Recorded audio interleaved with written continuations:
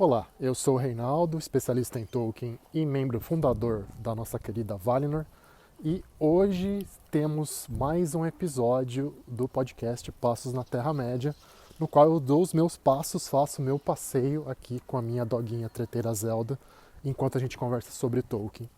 A ideia deste episódio é tentar responder de maneira talvez comprida e complicada uma dúvida que parece simples, e que muita gente me pergunta, logo depois que o podcast foi lançado, já não faz muito tempo ainda, já me fizeram essa pergunta para abordar, e acho que faz sentido abordar porque é uma pergunta muito recorrente, que é o que é, afinal de contas, canônico, o que é esse tal de cânone na obra do Tolkien. E é isso que tentaremos responder hoje, portanto.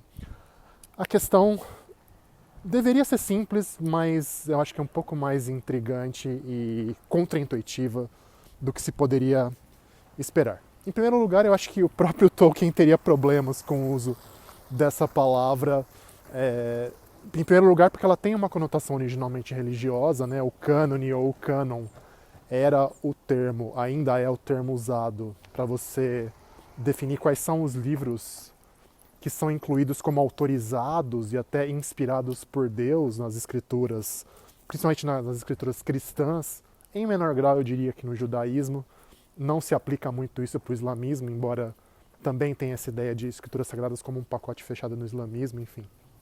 O Tolkien certamente não ficaria muito confortável com a ideia de atribuir algum caráter sagrado às coisas que ele escreveu, ele como um católico e cristão. Atenção, pessoal, católicos são cristãos, tem essa conversa estranha nos Estados Unidos hoje em dia, mas católicos são cristãos. Enfim, como ele como um cristão bastante fervoroso e bastante sério no que ele enxergava, na maneira como ele levava a sua religião, ele certamente teria um problema conceitual até em pensar dessa maneira, e também do ponto de vista de cânone literário mais amplo. Então, para as literaturas modernas, que eram coisas que o Tolkien não estudava e não curtia com tanto afinco, a ideia de cânone tem a ver então com essa lista, digamos, de obras que são consideradas relevantes, importantes, de valor estético mais apurado para uma literatura. Mas claro que quando a gente amplia então para a questão da cultura pop como um todo, o cânone costuma ser visto, por analogia com essas outras coisas, como o conjunto, então, de textos, ou pode ser até, no caso de coisas como Star Wars, de produções cinematográficas, produções audiovisuais, que fazem parte do que seria o universo oficial de um conjunto de histórias, de um ciclo de histórias. É nesse caso, então, que a gente pode pensar em cânone para a obra do Tolkien. A doguinha aqui está tentando chegar perto de outros cachorros, da casa de outros cachorros aqui para abrigar. Ela é muito treteira, os cachorros já sentiram o cheiro dela. Estou tentando fazer uma retirada estratégica aqui. Então, desculpem o som dos latidos. E ela está firmando as patas para tretar. Ela é terrível. Enfim, pensando nessa situação, então, nesse contexto.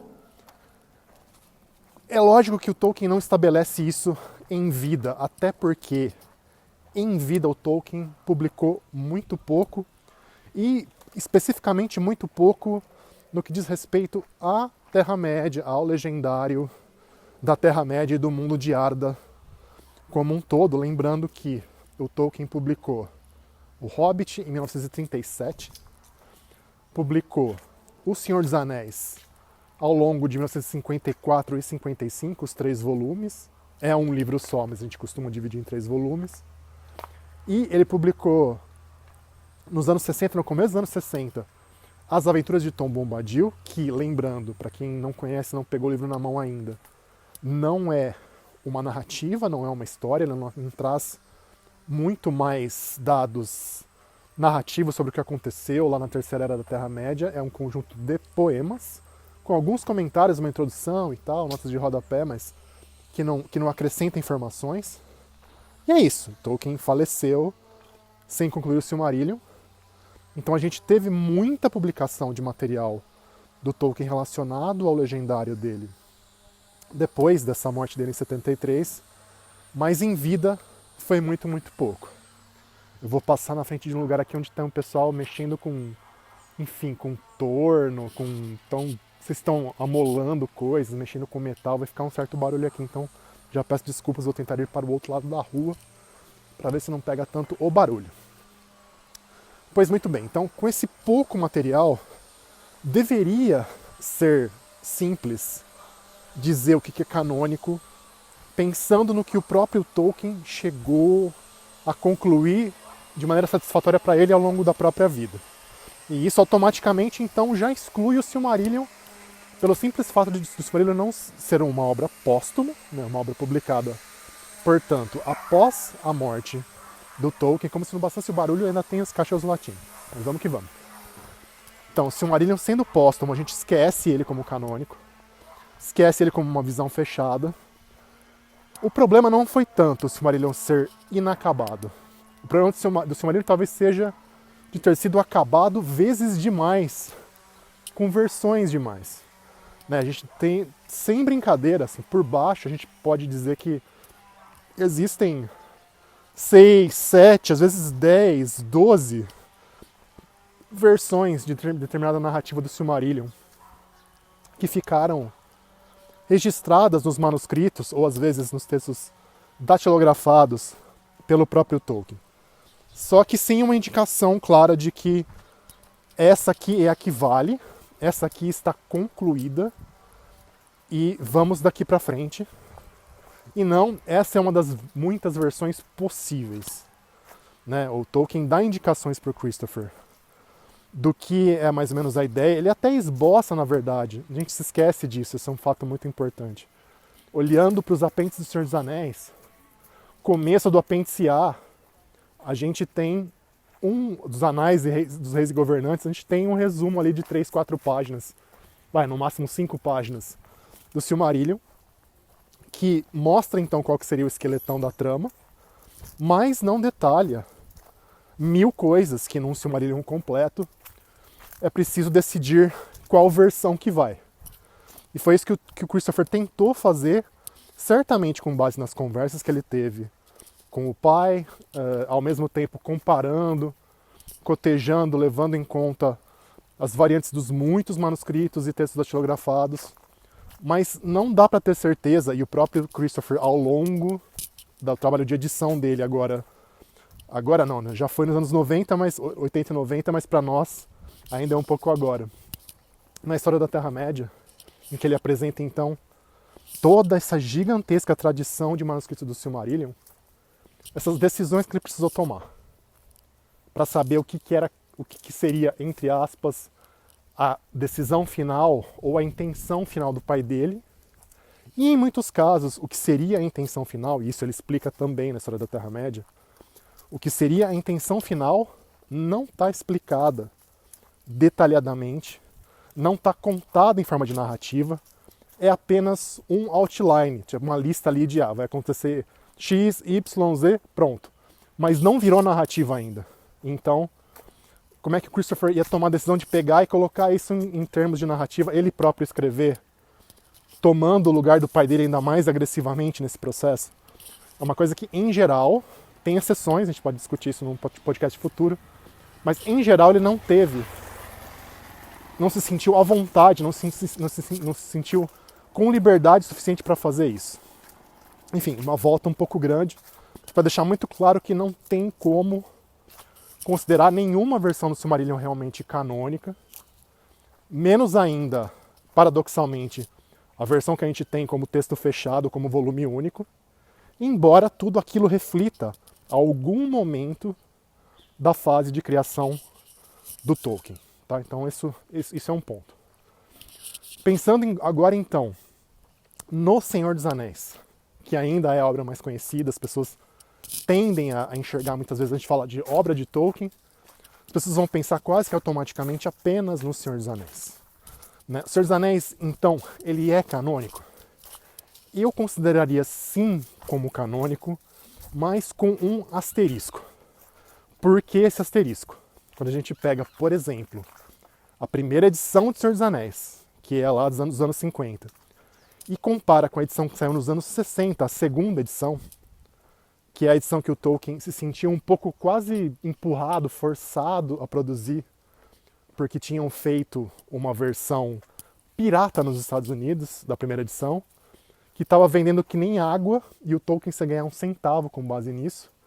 E para tentar enquadrar, então, esses piratas americanos na lei de direitos autorais da época, seria interessante produzir uma segunda edição autorizada, e é o que o Tolkien faz.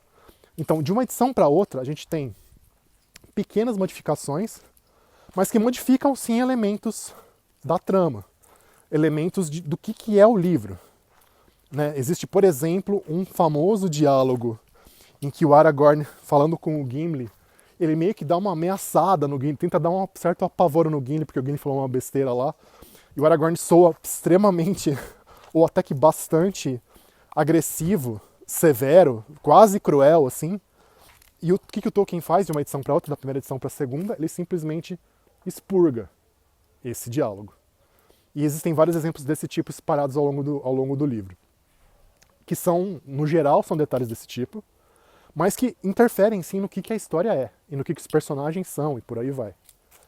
Então, nesse caso, porque isso explica então o porquê do meu asterisco para o Senhor dos Anéis ser canônico.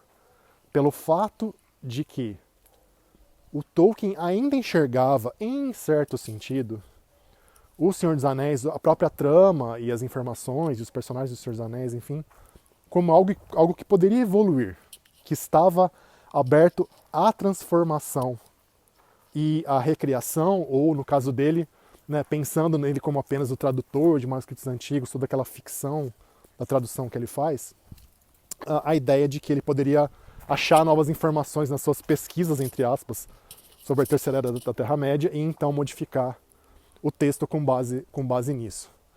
Então, canônico, sim, mas canônico até a página 2. Canônico enquanto o Tolkien achasse que poderia ser o texto que ele considerava ideal. Né? Então tudo isso acho que deixa bem claro que aquilo poderia evoluir ainda, de alguma maneira. E finalmente, no caso do Hobbit, eu acho que a coisa é mais ou menos a mesma, com o seguinte agravante, de que o Tolkien planejou durante muito tempo, e começou a fazer inclusive nos anos 60, uma reescrita do Hobbit, que tornaria o texto do Hobbit muito mais sisudo, muito mais sério, muito mais próximo, em vários aspectos, do texto de O Senhor dos Anéis, que tentaria trazer uma consistência tremendamente estrita, tremendamente séria, assim, com O Senhor dos Anéis, só que deixando de lado várias coisas que a gente sabe que não existem, basicamente, no universo de O Senhor dos Anéis. Eu vou dar um único grande exemplo, mas poderia ter vários, que é a presença de gigantes, os gigantes ali das montanhas nevoentas, né, na travessia do Bilbo e dos anãos pelas montanhas nevoentas.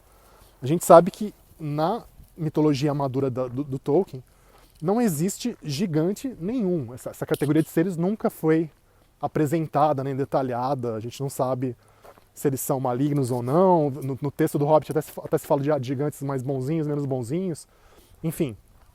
Então esse é um exemplo muito, muito interessante e muito, muito claro de que não há essa consistência que necessariamente teria que estar ali para que o texto do Hobbit fosse 100% canônico ou quase 100% canônico com asterisco, como no caso do Senhor dos Anéis.